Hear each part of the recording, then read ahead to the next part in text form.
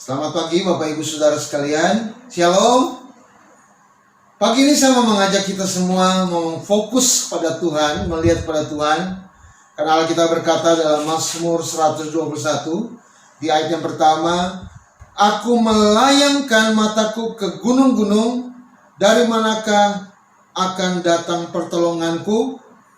Pertolonganku ialah dari Tuhan yang menjadikan langit dan bumi." Tidak ada orang lain yang bisa menyelamatkan kita, yang dapat menolong kita, hanya Tuhan saja. Itulah sebabnya mari datang kepada Tuhan.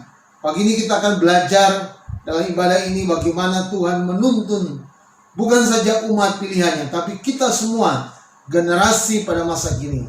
Jadi tetap diam di rumah, nikmati persekutuan dengan Tuhan, karena hanya tangan Tuhan yang menuntun dan menyelamatkan kita. Selamat beribadah, selamat berbakti. Tuhan Yesus memberkati Bapak Ibu Saudara sekalian. Haleluya.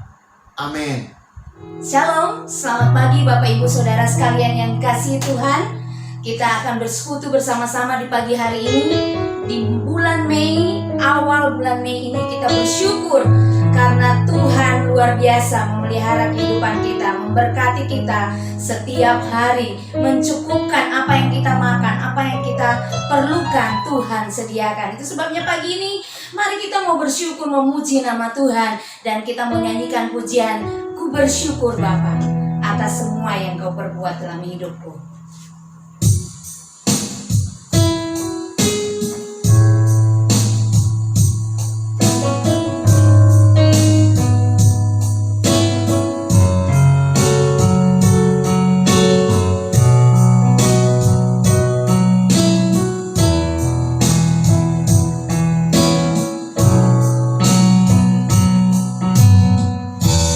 Banyak yang Kau perbuat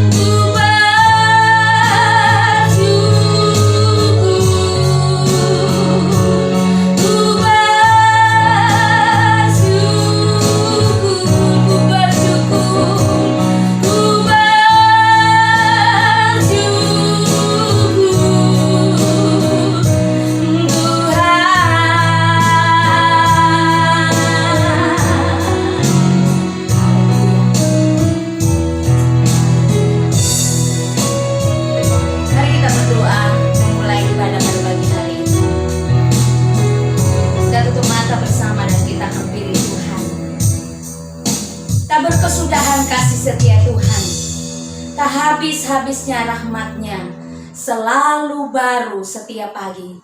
Kami bersyukur dan bersyukur kepada Tuhan karena penyertaan Tuhan yang sempurna membawa kami melewati bulan April dengan penuh pergumulan. Tetapi pada hari ini, minggu pertama bulan Mei, kami boleh datang di hadirat-Mu di rumah kami masing-masing. Kami mau menyembah Engkau, kami buka hati kami mau memuji Engkau Tuhan, dan kami mau mendengarkan firman-Mu menjadi kekuatan iman percaya kami bahwa kami punya Allah yang luar biasa yang sanggup melakukan mujizat demi mujizat dalam hidup kami. Biarlah Tuhan Engkau hadir di tengah kami, berkatilah kami Tuhan dari awal, pertengahan sampai pada akhirnya. Jadi seturut kehendak-Mu dalam hidup kami. Terima kasih Tuhan. Dalam nama Tuhan Yesus kami sudah berdoa. Haleluya. Amin. Ibu saudara sekalian yang dikasihi Tuhan, mari kita mau bersukacita bersama, karena sukacita itu adalah kekuatan kita. Sebabnya mari saatnya kita memuji Dia, bersorak bagi Dia. Kita mengatakan Tuhanlah kekuatan dan mazmurku, Dia gunung batu dan keselamatan. Mari kita sama-sama nyanyikan pujian ini.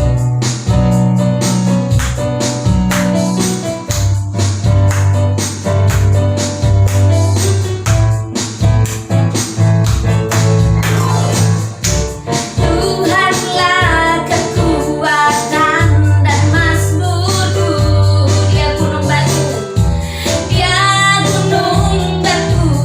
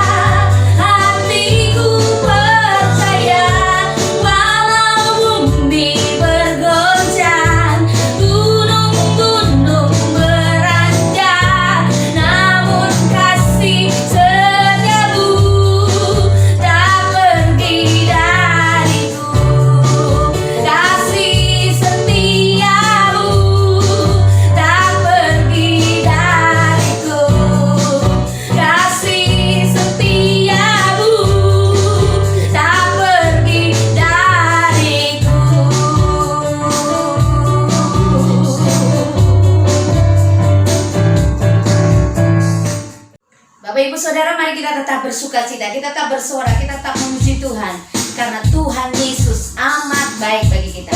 Dan nyanyikan pujian, Tuhan Yesus baik. Sudah berkesudahan kasih setia Tuhan, selalu baru rahmatnya bagi kita. Haleluya.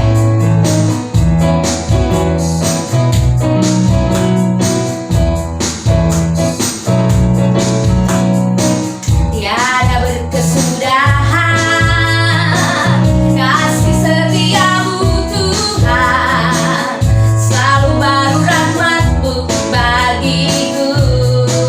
Hari berganti hari, hari berganti hari, berkat kulihat kasih-Mu tak pernah berakhir hidupku. Tuhan Yesus baik, sungguh amat baik untuk selama-lamanya. Tuhan Yesus baik, berikan jempol kiri kanan Bapak Ibu. Tuhan Yesus baik, sungguh amat baik untuk selama-lamanya. Tuhan Yesus baik. Sekali lagi kita nyanyikan pujian ini. Tiada berkesudahan kasih setiamu Tuhan, selalu baru rahmat-Mu bagiku. Katakan hari berganti hari, hari berganti hari, berkat kulihat kasih-Mu tak pernah berakhir hidupku. Katakan Tuhan Yesus baik, Tuhan Yesus baik, sungguh amat baik untuk selama-lamanya. Tuhan Yesus baik. Katakan kiri kanan Bapak Ibu. Tuhan Yesus baik, Tuhan Yesus baik, sungguh amat baik untuk selama-lamanya. Tuhan Yesus baik. Sekali lagi katakan Tuhan Yesus baik, Tuhan Yesus baik, sungguh amat baik untuk selama-lamanya.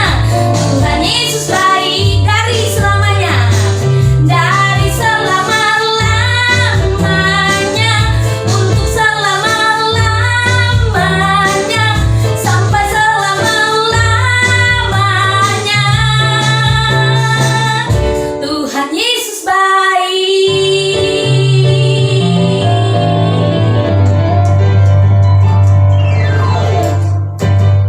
Bapak Ibu Saudara sekalian, saatnya kita akan mendengarkan kebenaran firman Tuhan. Namun sebelumnya mari kita pujikan Tuhan, aku rindu. Tuhan, aku siap, penuhi aku dengan roh. Ku rindu lambangkan. Mari nyanyikan pujian ini bersama-sama.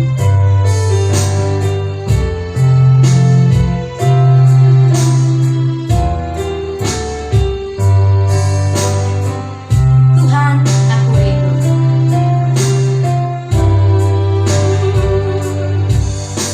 Tuhan, aku rindu. Tuhan, aku siap, penuhi aku dengan roh-Mu.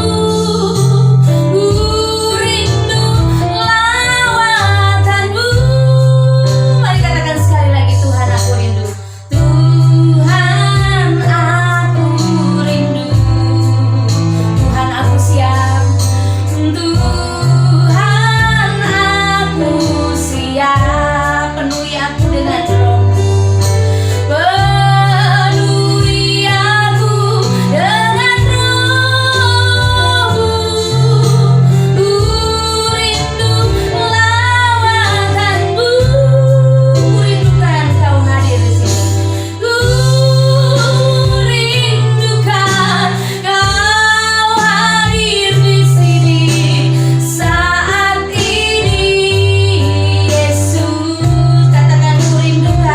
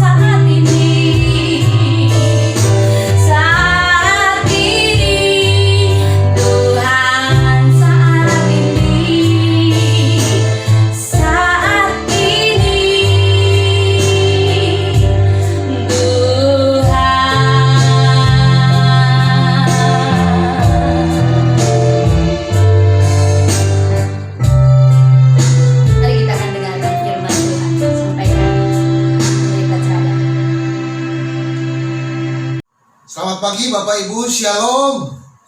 Sangat senang sekali saya bertemu Bapak Ibu, walaupun sampai hari ini kita masih bersekutu di rumah masing-masing, tapi saya percaya Tuhan selalu menuntun kita ada dalam persekutuan seperti pagi hari ini. Jadi mari saya mengajak Bapak Ibu, kita buka kitab Keluaran. Kita akan belajar bagaimana Allah menuntun kita, bukan saja umat pilihannya pada waktu itu, tapi pada masa kini Dia akan menuntut Bapak Ibu Saudara dan saya juga. Keluaran pasal 13 ayat 17 sampai ayatnya yang ke-22. Tandai bagian itu, nanti kita akan belajar bersama-sama bagaimana penyertaan Tuhan bagi umatnya. Saudara, kalau kita bicara penyertaan Tuhan, itu sebenarnya kita bisa melihat bagaimana Tuhan memulai satu bangsa yang besar. Bangsa yang dipilih Tuhan untuk menjadi umat pilihannya. Kita belajar bahwa perjalanan mereka untuk menjadi sebuah bangsa yang besar bukan seperti kita membayangkan ada perjuangan sekelompok orang, tapi dimulai dengan proses yang panjang dan berbelit-belit. Dan itulah sebabnya kenapa bangsa ini mengalami tantangan demi tantangan. Tapi yang menarik bahwa Allah selalu menyertai mereka. Allah selalu menuntun mereka. Artinya tangan Tuhan selalu ada bagi mereka sejak awal. Cikal bakal bangsa ini dimulai dengan Abraham, seorang pribadi yang dipanggil Tuhan dari komunitasnya. Kalau kita perhatikan di kitab Kejadian, Tuhan memanggil Abraham supaya dia keluar. Di pasal 12 dia keluar dari kaum keluarganya, dari kaum keturunannya, dari rumah bapaknya. Kenapa? Untuk apa? Untuk datang, ya. Pergi dari negerimu, dari sanak saudaramu. Kejadian pasal 12. Dari rumah bapamu, dari sanak saudaramu, dan dari rumah bapamu ini ke negeri yang akan kutunjukkan kepadamu. Bayangkan satu negeri yang belum tahu kemana itu, tapi Abraham disuruh pergi di sana. Jadi dia meninggalkan Haran, komunitas keluarganya. Sebelumnya dia dipanggil dari Ur-Kasdim dan dia datang di Ur-Kasdim di Babilonia, dan dia datang di Haran, di Mesopotamia, dan akhirnya dia masuk di Kanaan. Di situ dia mulai mengembangkan satu komunitas bangsa. Dimulai dengan Ishak, anaknya yang tunggal, kemudian Yakub, dan dari Yakub itu Tuhan membuat keturunan yang besar dan banyak, dan itulah mereka pada akhirnya menjadi bangsa umat pilihan Tuhan. Tapi saudara, kita tahu bahwa peristiwa itu terjadi mulai dari Mesir. Dari Mesirlah umat itu dikumpulkan jadi komunitas besar. Karena Yusuf diutus Tuhan keduluan ke Mesir, mempersiapkan rencana besar Allah, dan akhirnya terjadi kelaparan, sehingga Yusuf mengajak orang tuanya dan saudara-saudaranya, istri, anak-anak, dan semua orang yang mengikuti mereka di rumah mereka, ternak, kawanan domba, karena mereka pergi ke satu tempat di daerah Mesir, di pinggiran Mesir, dan mereka ditempatkan di situ. Dan akhirnya mereka berkembang menjadi bangsa yang besar. Dan saudara tahu bahwa karena mereka besar, mereka menjadi bangsa yang besar, akhirnya Firaun menjadi takut, dan setelah Firaun yang menyukai Yusuf meninggal, bangsa itu mulai dijajah. Dan sejarah mencatat ada 430 tahun mereka ada di negeri Mesir. Dan dari 430 tahun itu mereka hanya menikmati kesenangan dengan Raja Mesir pada zaman saudaranya mereka Yusuf. Hanya 30 tahun. Jadi Alkitab mencatat ada 400 tahun bangsa itu dijajah di Mesir. Mereka berseru, mereka berteriak minta tolong, dan Tuhan mendengar seruan mereka.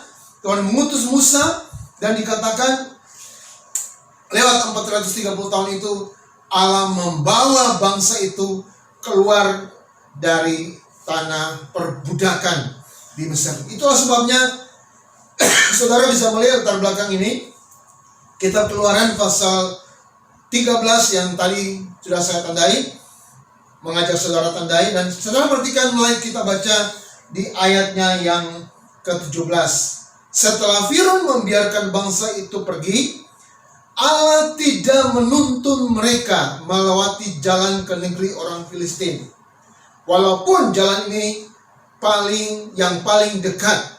Ya, saudara bisa perhatikan, keluar dari Mesir, mereka punya mentalitas budak. Boleh saya katakan demikian. Karena mereka seorang budak, hari-hari diperbudak untuk membuat batu bata, membangun kota Ramses. Dan mereka mentalitas budak, disiksa, dicambuk, dikerjakan paksa. Jadi mentalitas budak. Seorang budak yang dianggap baru merdeka atau bebas, menghirup udara bebas, disuruh pergi, dan mereka harus berhadapan dengan satu bangsa yang besar namanya Filistin. Itulah sebabnya dikatakan di ayat 17 bagian B, jangan-jangan, firman Allah, jangan-jangan bangsa ini menyesal apabila mereka menghadapi peperangan sehingga mereka kembali ke Mesir. Jadi itu sebabnya Allah tidak mau membiarkan bangsa ini berhadapan dengan bangsa yang suka berperang. Mereka belum siap sebenarnya. Mentalitas mereka bukan mentalitas seorang prajurit, kesatria, seorang pejuang perang, tapi mentalitas seorang pembuat bata, mentalitas budak yang disiksa. Jadi mereka belum siap berperang. Itulah sebabnya pagi ini saudara, kita mau belajar apa yang Tuhan mau kerjakan bagi bangsa ini. Bagaimana Tuhan membuat perjalanan mereka, bukan perjalanan yang indah, menyenangkan, tapi perjalanan yang sungguh-sungguh membuat satu kehidupan yang baru. Kenapa saya berkata ini saudara? Karena kalau saudara perhatikan dalam Kejadian pasal 46 ayat 4, Tuhan pernah berjanji bahwa Dia akan menuntun bangsa ini pergi ke Mesir, dan Tuhan juga yang akan menuntun mereka keluar dari Mesir, kembali dari Mesir ke tanah perjanjian. Itulah sebabnya konsep saya bahwa Allah sudah merancangkan sejak awal perjalanan mereka ke Mesir. 430 tahun mereka ada di sana, dan akhirnya mereka setelah lewati tahun itu mereka kembali ke tanah perjanjian mereka. Jadi itu sebabnya mereka pasti akan masuk tanah perjanjian itu. Nah, mari kita belajar apa yang Tuhan mau kerjakan, jalan-jalan apa yang Tuhan buat bagi umat pilihannya, sehingga mereka bisa masuk tanah perjanjian itu. Tadi kita sudah perhatikan ayat yang ke-17. Sekali lagi saya mau katakan bahwa Allah tidak menuntun mereka melewati jalan ke negeri orang Filistin. Itu artinya apa? Jalan Tuhan bukanlah jalan yang pintas. Kalau saya lihat peta Palestina, jalan orang Filistin itu menyisir pesisir Laut Tengah, Mediterania, nah itu lautnya. Jadi laut itu pesisir. Jadi kalau keluar dari Mesir, ambil, kalau di peta lihat sebelah kiri atau sebelah utara barat, itu pesisir, tinggal naik ke utara, itu melewati pesisiran Laut Mediterania atau Laut Tengah itu, dan itu melewati komunitas orang-orang Filistin. Kalau zaman sekarang itu namanya jalur Gaza. Allah tidak bawa mereka situ, karena di situ jalur-jalurnya perang. Makanya sampai sekarang terjadi peperangan di jalur itu. Jadi saudara, kita belajar bagian pertama bahwa jalan Tuhan bukanlah jalan yang menuju jalan pintas, tapi jalan yang membawa kehidupan. Haleluya. Itu poin pertama yang kita pelajari. Saudara perhatikan, kalau bukan jalan pintas, lalu jalan apa yang Tuhan pilih buat bangsa ini? Ayat 18 berkata, tetapi Allah menuntun bangsa itu berputar melalui jalan di padang gurun menuju Laut Tiberias. Wow, kalau saya memikirkan ini, bukan jalan pintas, tapi jalan menuju padang gurun, dan itu menuju nanti ke Tiberias. Kalau dalam peta, saudara bisa lihat Laut Merah. Saya membawa saudara memikirkan peta Palestina atau dunia kuno pada waktu itu, milenium 1 pada masa kuno itu, saya lupa bawa petanya. Tapi saudara bisa melihat Mesir ada di bagian bawah sini, dan kalau mereka harus pergi pesisir Palestina, Laut Tengah itu sebelah kiri atau sebagian barat dari Mesir itu. Tapi Tuhan sempat membawa mereka ke satu kota dekat pesisir itu, ada padang gurun situ, dan dari situ mereka akan mintas ke kanan sedikit ke arah timur, menuju padang gurun Asyur. Dan di padang gurun Asyur itu akan menuju ke laut Merah atau Laut Teberau tadi. Dan itu bagi saya bukan jalan pintas saja, tapi jalan yang penuh dengan tantangan. Tapi kenapa ini saya mau katakan jalan Tuhan bukan jalan pintas, tapi jalan menuju kehidupan. Karena di situ Tuhan mau mencelikkan mata bangsa Israel, bisa melihat kemurahan-kemurahan Tuhan yang Tuhan nyatakan kepada mereka. Saya beberapa hari kemarin jalan di seorang jemaat, dan kita jalan dari daerah Kalasan, asrama Polda situ, dan menuju ke Cetokan di TPW Prambanan. Saya menunjukkan sama dia bahwa sebelum mendapat jalan biasanya jalan besar, ada satu jalan pintas yang namanya dekat areal itu perumahan, mungkin namanya Pertamina. Dan saya membawa dia lewat situ, dan saya berkata, Bapak bisa perhatikan jalan ini nanti tembus sini dan nanti ke sini. Tapi kalau kita terus, kita lewat Pemberingin, kita ketemu sini. Dan dari sini menuju ke jalan ke Cetokan atau TPW Prambanan. Sama saja, tapi saya memberikan gambaran untung ruginya kalau lewat jalan pintas gini dan lewat gini. Mana yang cepat? Dia bisa menganalisa. Jadi sebenarnya kalau di peta kita bisa perhatikan bangsa itu keluar dari Mesir, mereka bisa lewat bagian barat ke padang gurun Asyur tadi, lalu ikut pesisir Mediterranean atau Laut Tengah, mereka dapat daerah Filistin, dan itu tembus langsung ke Palestina atau Israel sana. Tapi kenapa Allah membawa mereka melewati padang gurun di sini? Ada padang gurun Sinai, dan nanti naik ke sana ada Kades Barnea bagian utara, dan mereka harus melewati mau tidak mau bukan saja padang gurun, tapi namanya Laut Teberau. Ini yang mencelikkan mata mereka. Wow, sama aja melewati padang peperangan di Filistin, tapi berhadapan dengan kondisi yang berat, yaitu padang gurun. Dan saudara bisa tahu bagaimana padang gurun. Kalau pada siang hari sangat panas sekali, dan itu membuat bangsa itu akan berjalan dengan sangat pelan di daerah komunitas padang gurun, dan mereka akan bisa menjadi terpanggang di sana. Tetapi kenapa Tuhan membuat ini? Karena saudara bisa bayangkan, disitulah Tuhan membuat atau mencelikkan mata mereka untuk melihat setiap saat, walaupun ada panas terik, ada penyertaan Tuhan. Walaupun mereka berhadapan dengan laut, ada penyertaan Tuhan. Dan Tuhan selalu menyertai mereka. Saya senang sekali dikatakan, tetapi Allah menuntun. Jadi bukan masalah di mana atau kemana kita pergi, tapi dengan siapa kita pergi. Amin. Dengan siapa kita pergi. Jadi kalau mau ke padang gurun, mau ke Laut Teberau, mau ke laut dataran Filistin, tapi kalau bersama Tuhan, wah, aman kita.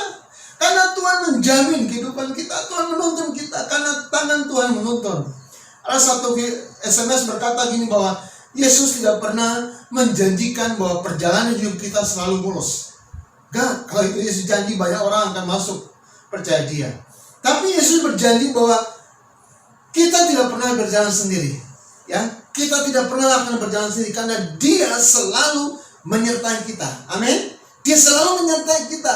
Itulah sebabnya kenapa dalam Ibrani berkata bahwa Yesus bilang, aku sekali-kali tidak akan membiarkan engkau, dan aku sekali-kali tidak akan meninggalkan engkau.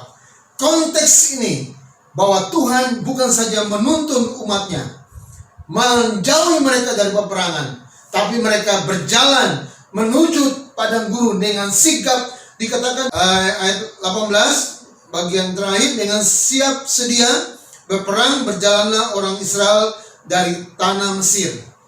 Kenapa? Karena sudah disertai Tuhan, dituntun Tuhan.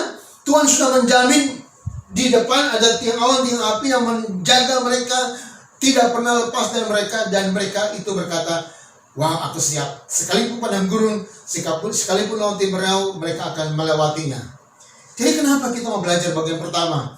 Bahwa Tuhan tidak bawa kita ke jalan pintas, tapi Tuhan membawa kita kepada jalan yang menuju kepada kehidupan. Sampai hari ini juga Tuhan yang sama berkata kepada kita, marilah kepadaku semua yang letih lesu dan yang berbeban berat. Aku akan berikan kelegaan. Jadi dia tidak bilang semua beres, semua aman, tapi dia akan berikan kelegaan. Dia berikan sukacita. Karena proses Tuhanlah yang membuat kita bisa melihat bagaimana kemurahan Tuhan nyata.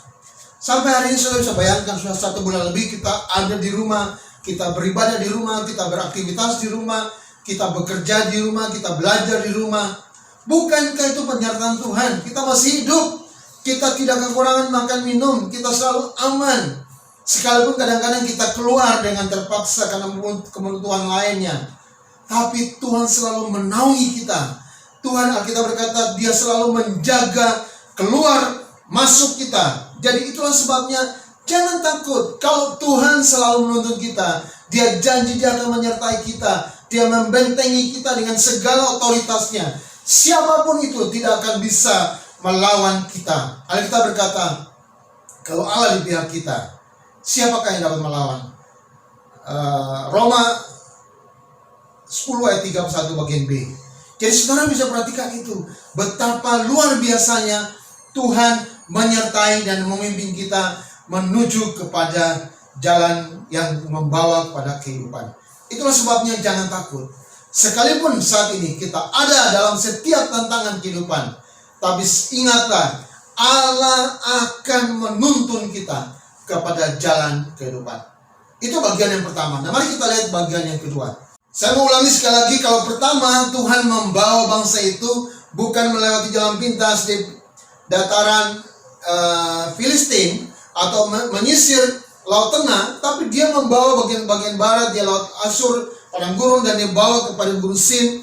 Dan itulah yang mencelikan mata bangsa itu melihat kehidupan yang Tuhan buat. Tapi bagian kedua, jalan Tuhan ini jalan yang memberikan kemenangan. Saya mau katakan sekali lagi, memberikan kemenangan. Saya pernah diizinkan Tuhan pergi ke Israel di daerah ini, jalan di padang gurun. Walaupun tidak sepanas saya bayangkan 2000-an tahun lalu atau ribuan tahun lalu, tapi setidaknya kita bisa merasakan sengatan matahari tanpa ada batas apa-apa. Tapi ketika kita sampai di ujung atau sampai tujuan, ada satu kegembiraan, kelegaan yang luar biasa. Ada satu kesenangan. Sama halnya dengan seorang olahragawan. Kalau dia bertanding, dia menang karena lawannya lawan yang tangguh, wah, dia sangat puas, sangat bangga. Tapi kalau dia menang karena lawannya sangat remeh atau lawannya malah KO, knock out, tidak datang dan dinyatakan dia menang, kemenangan itu tidak membuat dia senang, kebahagiaan yang meluap-luap. Dia tidak bisa mengukur kemampuannya karena dia merasa kemenangan ini terlalu mudah bagi dia. Tapi kemenangan yang didapat karena kita berjuang, karena penyertaan pimpinan dan penyertaan Tuhan, itu membuat kita harus bangga dan kita mengaku bahwa Allah kita Allah yang dahsyat. Campur tangan Tuhan itu dahsyat, luar biasa. Dan saudara bisa perhatikan, saya membayangkan, saya lihat peta dari Asyur sini padang gurun ke padang gurun Sin, nanti dia naik lagi ke utara, itu masih areal padang gurun sampai di Kades Barnea, titik terakhir mereka ada di situ, dan mereka akan masuk ke tanah Palestina dari Yeriko. Kota pertama yang mereka masuk, itu mereka lewati semua itu padang gurun. Dan yang menarik lagi, bagian kedua tantangan yang dihadapi adalah Laut Tiberau. Musa tidak bisa membuka tabir itu, tapi Tuhan bilang, saudara bisa perhatikan di bagian selanjutnya bacaan kita menyeberangi Laut Tiberau. Tuhan bilang, tunjukkan, ulurkan tanganmu, tunjukkan ke arah laut itu. Dan saudara bisa melihat semalam-malaman bangsa itu bisa berjalan di tanah yang kering. Bayangkan, semalam-malaman, pasal 14 di ayat yang 21, lalu Musa mengulurkan tangannya ke atas laut, dan semalam-malam itu Tuhan menguakkan air laut dengan perantaraan angin timur yang keras, membuat laut itu menjadi tanah kering.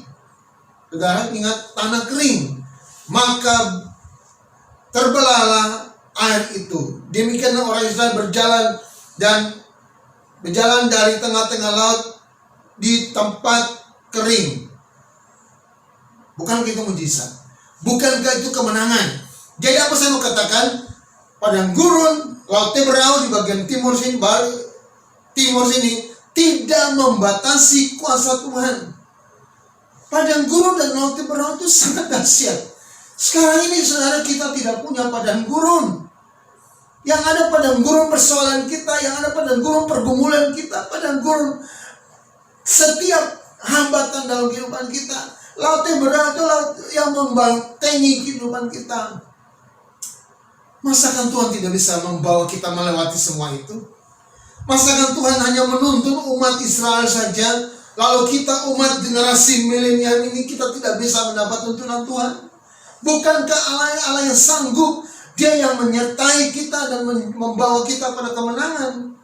Jadi saya mau katakan sekali lagi, jalan Tuhan itu jalan yang membawa kemenangan. Sehingga setiap orang akan melihat dan setiap orang akan tercelik matanya mengakui kedahsyatan tangan Tuhan. Saya mau katakan sekali lagi, ketika bangsa itu ragu, ketika bangsa itu takut, pasal 14 di ayat yang 13 dikatakan, tetapi berkatalah Musa pada bangsa itu, jangan takut, berdirilah tetap dan lihatlah keselamatan dari Tuhan yang akan diberikannya hari ini kepadamu.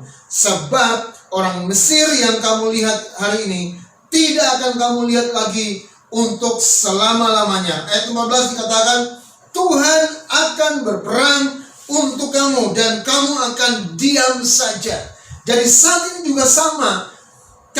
Kita semua punya persoalan, punya padang gurun, persoalan, punya Laut Teberau, persoalan, pergumulan. Tapi Tuhan akan bertindak. Dia membawa kita menyeberangi atau melewati semua itu. Dia akan membawa kita untuk mengakui kemenangan demi kemenangan. Karena yang melakukan itu bukan kita.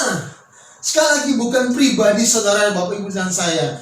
Tapi dikatakan Tuhan akan berperang. Jadi Tuhan yang akan bertindak, melakukan semua itu bagi kita. Kita hanya berdiam diri dan menantikan pertolongan Tuhan. Itulah sebabnya kenapa kita harus takut. Sekali lagi, jangan takut. Sekalipun banyak persoalan, sekalipun saat ini pandemi COVID-19 sedang merabah di mana-mana, membuat orang menciut hati. Jangan ikut-ikut terciut, jangan terpengaruh dengan semua informasi itu. Tapi satu hal yang penting, sebarkan berita kemenangan ini, bahwa Allah akan berperang melawan kita. Dia berperang menggantikan kita. Tuhan akan berperang untuk kita. Allah akan mengatasi semuanya itu. Bukan saja kita, pribadi, umat kepunyaan, tapi bangsa ini akan dibawa melewati semua itu dan kita akan menang. Saya percaya 1-2 bulan lagi kita akan keluar sebagai pemenang. Kita akan menang sebagai orang yang menang dari persoalan hidup. Jadi jangan takut, sekalipun kita di rumah, Tuhan menjamin pemeliharaan kita. Sekalipun kita di jalan, Tuhan menjamin keselamatan kita. Sekalipun kita di mana saja, jangan takut bahwa Tuhan selalu akan menjaga kita. Kenapa? Karena saudara perhatikan di bagian terakhir, dikatakan di ayat 21, Tuhan, bacaan kita ya, Keluaran 13 ayat 21, Tuhan berjalan di depan mereka pada siang hari dengan dalam tiang awan untuk menuntun mereka. Sekali lagi saya mau katakan, untuk menuntun mereka di jalan, dan pada waktu malam dalam tiang api untuk menerangi mereka, sehingga mereka dapat berjalan siang dan malam.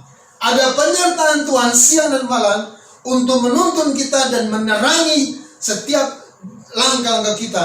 Sehingga ayat 20 berkata, dengan tidak berdalih, maksudnya tidak berpindah tempat, tiang awan tetap ada pada siang hari dan tiang api pada waktu malam di depan bangsa itu. Artinya saya mau katakan sekali lagi bahwa Allah sekali-kali tidak akan berpaling dari kita. Dia akan mengawal kita, keluar masuk kita, dulu, sekarang, dan selamanya. Dia menjamin keselamatan kita. Dia selalu memelihara kehidupan kita. Itu bukti Allah sungguh luar biasa. Musim bisa berganti, waktu bisa berubah, orang bisa menjerit karena ketakutan. Tapi satu hal, Allah tidak pernah berubah. Dia tidak pernah ingkar janji. Dia selalu menyertai Bapak Ibu Saudara dan saya. Dia akan menjamin keselamatan kita. Dia akan memelihara kita. Ini bukti penyertaan Tuhan sempurna. Dari dulu, sekarang, dan sampai selamanya Allah itu sama. Dia menyertai Bapak Ibu Saudara. Jangan takut. Tetap setia. Allah memelihara kita sekalian. Selamat hari Minggu. Tuhan memberkati kita. Mari kita berdoa. Terima kasih Tuhan untuk pagi ini. Kita ada bersama-sama dalam pertemuan ibadah walaupun di rumah. Kita dikuatkan bahwa Tuhan menuntun kita.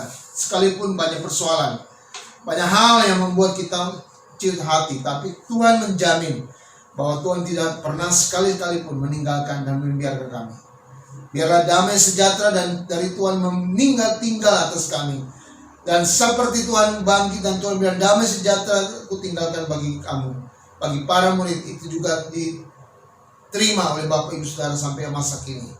Jadi dalam sukacita, dalam pergumulan, tetap percaya Tuhan tidak pernah meninggalkan. Karena Dia selalu menuntun kita semua. Terima kasih Tuhan Roh Kudus berikan pengertian lebih dalam untuk firman ini. Dalam nama Yesus kami berdoa. Haleluya. Amin.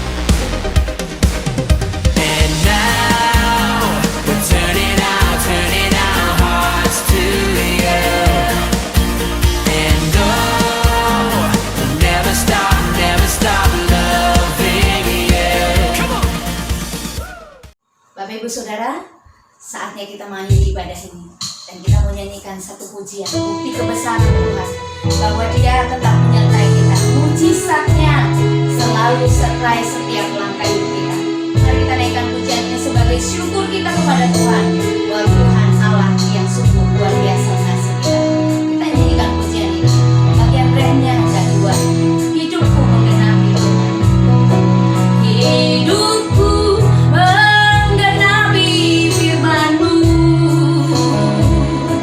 tanda mujizat sertai tiap langkahku. Kau bersamaku di dalam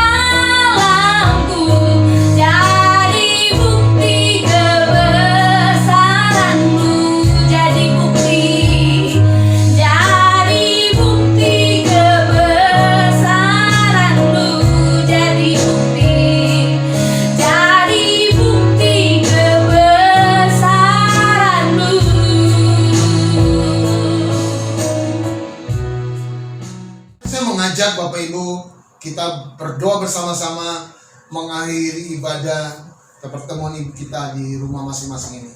Mari kita berdoa. Tuhan, sekali lagi kami mengakui penyertaan-Mu sempurna. Rancangan-Mu penuh damai, aman. Bahkan jalan-jalan yang Engkau bukakan bukan jalan-jalan sembarangan. Sekalipun ini bukan jalan pintas, tapi Tuhan membawa kami kepada jalan yang menuju kehidupan. Bahkan jalan yang menuju kemenangan. Itulah sebabnya kami mengikuti jalan-Mu. Karena jalan kami beda dengan jalan-Mu. Rancangan-Mu dan rancangan kami beda. Jadi kami mau ikut rancangan Tuhan. Supaya dalam rancangan itu kami melihat kemurahan Tuhan nyata atas kami. Kami berdoa biarlah setiap jemaat khususnya GB Fatwa Bersari yang sedang ikut ibadah streaming ini, Tuhan jamah berkati supaya setiap waktu mereka mengalami penyertaan Tuhan, baik di rumah, di jalan, di mana saja. Saat mereka beraktivitas di rumah, mereka belajar di rumah, mereka bersekutu di rumah, ada Tuhan yang menyertai dan memberkati mereka. Dan Tuhan juga memberkati setiap jaminan keselamatan Tuhan berikan bagi setiap orang yang ada di rumah itu.